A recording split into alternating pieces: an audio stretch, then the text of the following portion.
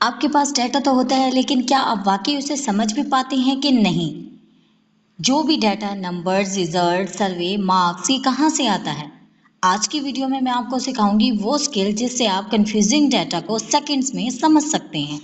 अस्सलामु अलैकुम everyone, welcome to Noor academy and I am Rabia Dain. आज हम शुरू कर रहे हैं स्टैटिस्टिक्स का सबसे इम्पोर्टेंट टॉपिक, डिस्क्रिप्टिव स्टैटिस्टिक्स। तो ये वीडियो को लास्ट तक लाजमी देखिए, क्योंकि एंड में आप एक्सपर्ट फील करेंगे। फर्स्ट ऑफ ऑल हम देखेंगे डिस्क्रिप्टिव स्टैटिस्टिक्स क्या है।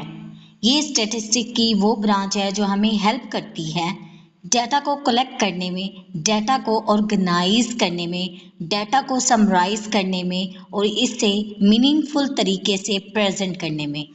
अब यहाँ पर ये बात बहुत इम्पोर्टेंट और सोचने के काबिल है कि क्या ये फ्यूचर प्रेडिक्ट करती है? नहीं, ये फ्यूचर प्रेडिक्ट नहीं करती, ये सिर्फ मौजूदा डाटा को एक्सप्लेन करती है।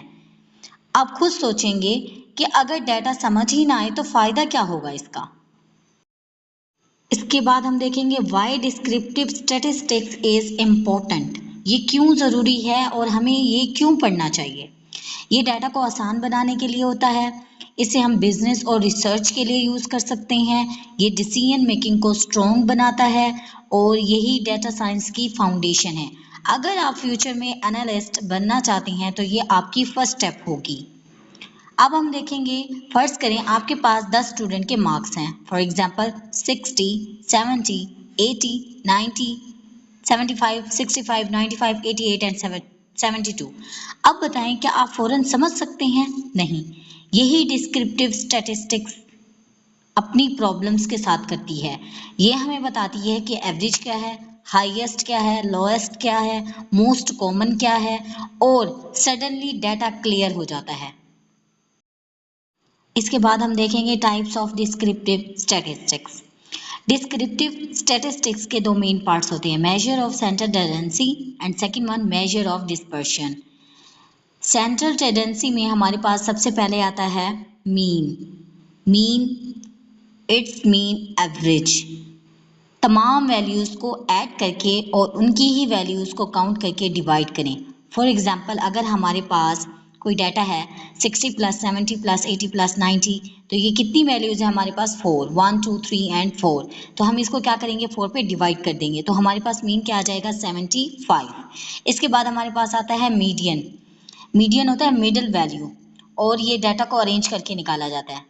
फॉर एग्जाम्पल 60, 70, 80 एंड 90, तो हमारे पास मीडियन क्या होगा? 75।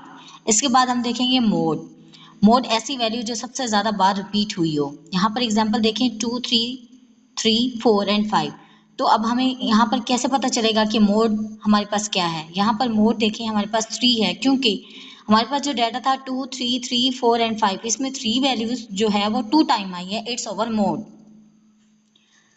अब आप बताएं इन तीनों में से कौन सा इजीएस्ट लगा।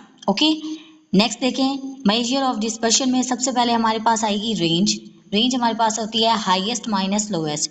90 माइनस 60 इज इक्वल टू 30। ये हमारी रेंज हो गई।